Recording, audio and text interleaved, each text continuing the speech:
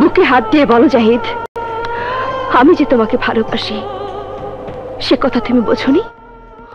বাংলাদেশি চলচ্চিত্রের উজ্জ্বল নক্ষত্র চিত্রনায়িকা মৌসুমী ৩ দশকেরও বেশি সময় ধরে পর্দায় যিনি মুগ্ধ করেছেন কোটি দর্শককে। তিনি ছোটবেলা থেকেই সাংস্কৃতিক কর্মকাণ্ডে যুক্ত ছিলেন। গান, আবৃত্তি, অভিনয় সব ক্ষেত্রেই তার আগ্রহ ছিল। সেই চিরসবুজ নায়িকা আজ অভিনয়কে বিদায় জানানোর সিদ্ধান্ত নিয়েছেন। অভিনয় থেকে সরে যাওয়ার সিদ্ধান্ত নিশ্চয়ই সহজ ছিল না, তবে কেন নিলেন এমন সিদ্ধান্ত? ১৯৯৩ সালে কিয়ামত থেকে কিয়ামত ছবির মাধ্যমে যাত্রা শুরু করেছিলেন মৌসুমী। এটি ছিল তার প্রথম চলচ্চিত্র।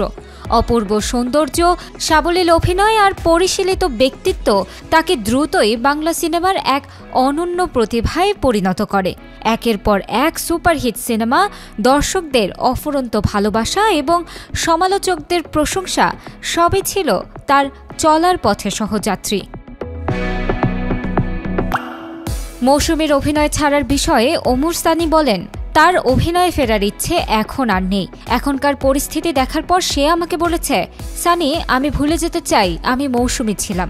এই কথাটা খুবই কষ্টের, দুঃখের একটা বিষয়। আজকের চলচ্চিত্র ইন্ডাস্ট্রির প্রতি মৌসুমীর এক ধরনের অভিমান কাজ করছে।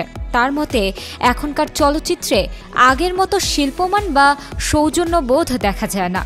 নতুন প্রজন্মের তারকাদের অনেকেই এমন আচরণ করে যেন তারা মৌসুমীর চেয়েও বড় তারকা। এই আত্ম অহংকারী মনোভাব মৌসুমীর মতো শিল্পীদের হতাশ করে। এর বাইরেও রয়েছে ব্যক্তিগত মূল্যবোধ। তাছাড়াও মৌসুমী মনে করেন তার ব্যক্তিত্বের সঙ্গে অনেক প্রস্তাবিত কাজের ধারা মেলে না, যে কারণে অভিনয়ের অফার এলেও তিনি ফিরিয়ে দিচ্ছেন। দীর্ঘ চলচ্চিত্র ক্যারিয়ারে নিজের প্রতিভা, সৌন্দর্য ও অভিনয়ে মৌসুমী যেভাবে দর্শকদের হৃদয়ে জায়গা করে নিয়েছেন তা এক কথায় অসাধারণ। তবুও সময়ের প্রবাহে রূপালী পর্দা থেকে তার দূরে সরে যাওয়া যেন অনেকের মনেই তৈরি করেছে প্রশ্ন। ২০২৩ সালের রোজার ঈদে মুক্তি পাওয়া সোনার চর ছিল মৌসুমী ও ওমর সানির সর্বশেষ ছবি।